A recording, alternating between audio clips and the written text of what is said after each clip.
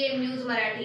Ration दुकानदारांना धान्य वाटपामध्ये commission वाढवून मिळावे, त्याचबरोबर इतर मागण्यांसाठी रेशन दुकानदारांनी तहसील कार्यालयासमोर धरणे आंदोलन केले आहे। पाहूयात ही बातमी।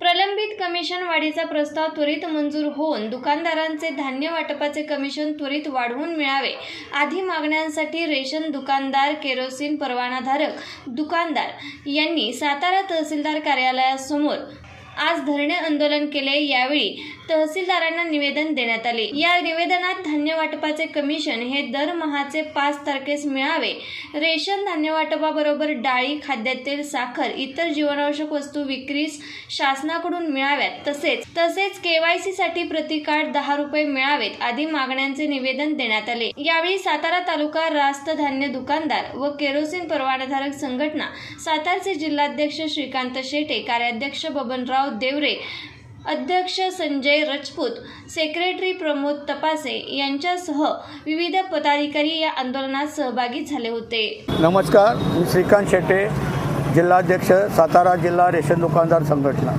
आमच्या ज्या प्रलंबित मागण्या आहेत त्यातली महत्त्वाची मागणी आहे म्हणजे कमिशन वाढ।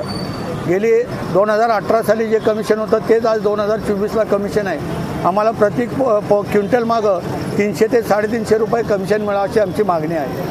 दुसरी मागणी, आम्हाला जे सध्या धान्य येते ती पोती कमी वजनाची असतात, ती स्टँडर्ड करून मिळावीत। ज्यूटचं पोतं असेल तर 50 किलो धान्य अधिक 500 ग्रॅम पोत्याचं रिकाम्या पोत्याचं वजन असं 500 किलो 50 किलो 500 ग्रॅम मिळावं। दुसरी मागणी आहे महत्त्वाची म्हणजे जी पोती फाटकी येतात त्यामुळे धान्य सांडलवंड होते, तर आम्हाला पोती शिवून मिळावीत। पूर्वी एका क्विंटलला दुकानदाराला 1 किलो तूट घालण्यास परवानगी होती, ती सध्या बंद आहे।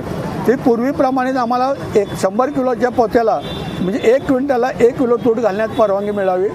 दुसरी गोष्ट, सध्या आमचं जे कमिशन वाढ आहे की कमिशन मिळतं आहे ते दरमहा 2 महिने 3 महिने उशिरा मिळतं, ते दर महिन्याच्या पुढील 5 तारखेपर्यंत आम्हाला ते कमिशन मिळावं, ह्या आमच्या अशा मागण्या आहेत। आत्ता जे धरणं आंदोलन चालू आहे त्या राज्य संघटनेच्या आदेशानुसार महाराष्ट्रभर सगळीकडे सर्व ठिकाणी प्रत्येक तालुक्याच्या ठिकाणी हे धरणे आंदोलन चालू आहे। त्याचप्रमाणे 2 जुलैला संपूर्ण महाराष्ट्रभर प्रत्येक जिल्ह्याच्या ठिकाणी जिल्हाधिकारी कार्यालयापाशी आंदोलन होणार आहे।